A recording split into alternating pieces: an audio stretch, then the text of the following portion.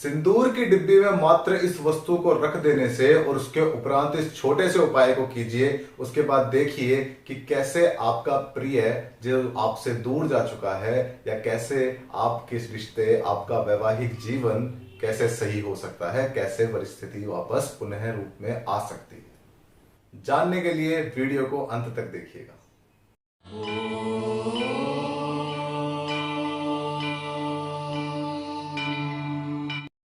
नैनम छिद्यन्ति शस्त्राणि नैनम दहति पावक न चैनम क्लेदन्त्यापो न शोषयति मारुत।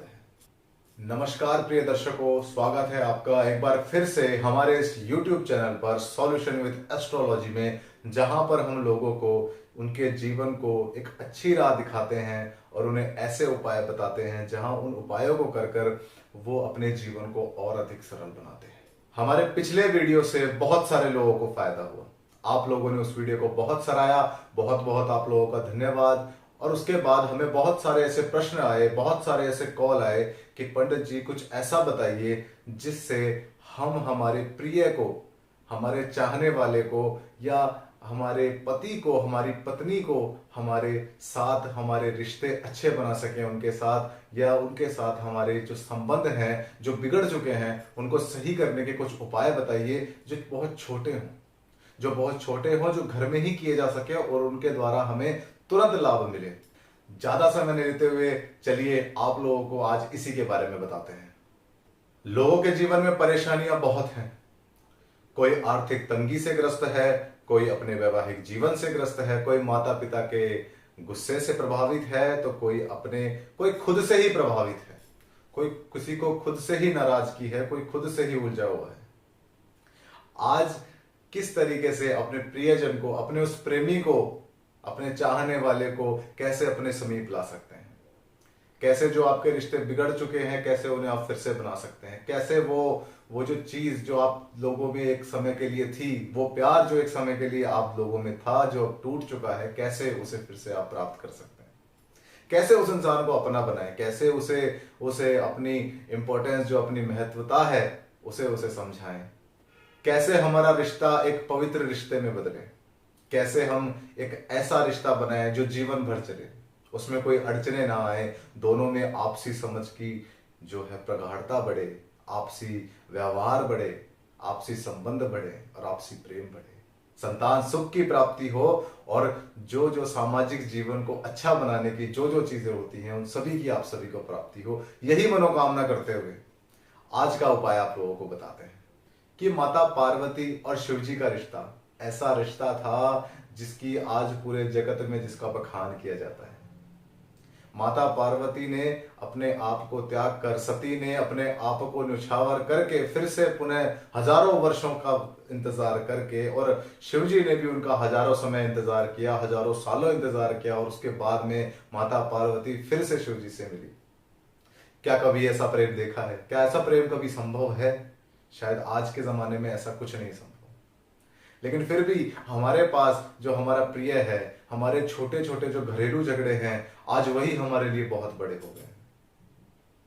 इन छोटे छोटे झगड़ों को लेकर भी आज हम इतना ज्यादा प्रभावित हैं कि उनके द्वारा हमारा जीवन अस्त व्यस्त है। सबसे बड़ी समस्या तो यह है कि कोई तीसरा व्यक्ति हमारे जीवन में आ रहा है, कोई तीसरी लड़की, कोई तीसरा लड़का, कोई तीसरा पुरुष, कोई तीसरी स्त्री आकर हमारे पारिवारिक जीवन को, हमारे सामाजिक जीवन को खराब कर रही है या खराब कर रहा है। हर मनुष्य के जीवन की यही है कि उसका जो साथी है वो उसे कभी धोखा ना दे। अगर धोखा दे रहा है तो किस वजह से दे रहा है? क्या किसी ने उसके ऊपर कुछ कराया तो नहीं है? क्या कोई दोष तो नहीं है? क्या कुंडली से कोई छेड़खानी तो नहीं हुई? किसी भी तरह की समस्या, कैसी भी समस्या हो, आज उसका उपाय आपको बताएंगे, कैसे उस चीज को आप सही कर सकते हैं, कैसे उस चीज को आप सॉल्यूशन विद एस्ट्रोलॉजी के माध्यम से कैसे अपने पारिवारिक जीवन को संपन्न बना सकते हैं, कैसे उस तीसरे इंसान को अपने जीवन से बाहर निकाल सकते हैं और अपना सुखी जीवन फिर से शुरू कर सकते हैं, उसी तरह जैसे शादी के तुरंत कुछ महीने तक वह रहता है। एक अच्छा रिश्ता, एक परिपक्व रिश्ता, एक पवित्र रिश्ता। तो क्या करना है? पति हो, पत्नी हो, लड़का हो, लड़की हो, यह नहीं कि यह सिर्फ शादीशुदा लोगों के लिए है। हर वो व्यक्ति जो इस चीज से परेशान है, हर वो स्त्री जो इस चीज से परेशान है, क्या करना है? सिंदूर की एक डिब्बी लीजिए। सिंदूर की डिब्बी में उस व्यक्ति का नाम लिखिए, उस स्त्री का नाम लिखिए जिसकी वजह से आपको परेशानी हो रही है। सबसे ऊपर उस स्त्री का नाम लिखिए, फिर एक तरफ अपना नाम लिखिए, बीच में जोड़ यानी प्लस का निशान बनाइए और बगल में अपना नाम लिखिए। अपने और अपने चाहने वाले का नाम आप प्लस में रखिए, ऊपर उस स्त्री का नाम लिखिए या उस पुरुष का नाम लिखिए जिसकी वजह से आप परेशान हैं। उसके बाद उस नाम को काट दीजिए, उस नाम को अच्छे से काट दीजिए ताकि वो दिखाई तक ना दे। जैसे ही वो दिखाई देना बंद हो जाए, उस पर्ची को मोड़कर, उस कागज को मोड़कर उस सिंदूर में रख दीजिए। सिंदूर में रखने के बाद डिब्बी को बंद करिए, अपने तकिए के नीचे रखिए, रात भर उसे वहीं रहने दीजिए। अपने तकिए के नीचे रखकर उसे सो जाइए, रात भर उसे वही रहने दीजिए। रात भर सिर्फ यही मनोकामना करें कि हम जो चाहते हैं हमारे वही काम संपन्न हो। सुबह उठने के पश्चात उस डिब्बी को उठाइए, उस पर्ची को निकालिए, अपने बाहर, अपने घर के बाहर एक अच्छी जमीन में उस पर्ची को गाड़ दीजिए। सिंदूर की डिब्बी को फिर लीजिए और नहाते समय, जब आप नहा चुके हों, जब स्नान कर चुके हों, तो बाल्टी में जो थोड़ा सा पानी रह जाता है, उस बाल्टी के अंदर उस सिंदूर को उस पानी में डालिए और उसके उपरांत 108 बार ओम यमाय त्वा मखाय त्वा, ओम यमाय त्वा मखाय त्वा, ओम यमाय त्वा मखाय त्वा, इस मंत्र का उच्चारण 108 बार कीजिए। फिर उस पानी को बहा दीजिए, उस पानी को फिर एक डिब्बी में डालिए और घर से बाहर उस पानी को भी फेंक दीजिए।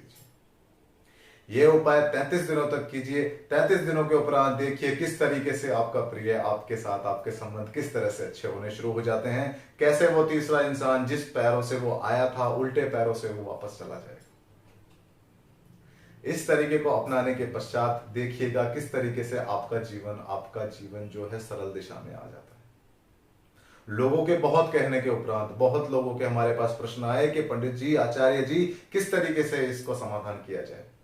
तो समाधान आपके सामने है, अपनाइए इसे और देखिए किस तरीके से आपका जीवन सुधरता है, किस तरीके से आपका पारिवारिक, आपका वैवाहिक रिश्ता सुधरता है, कैसे उस तीसरे इंसान का नाश होता है, कैसे वो आपसे दूर जाता है, आपके पति से, आपकी पत्नी से दूर जाता है या जाती है। इसी के साथ आज का अध्याय को यहीं समाप्त करते हैं। उम्मीद है आप लोगों को ये बहुत पसंद आया होगा और किसी भी तरह की आपकी समस्या हो, हमें नीचे दिए गए नंबर पर फोन करें। ओम नमः शिवाय, जय माता दी।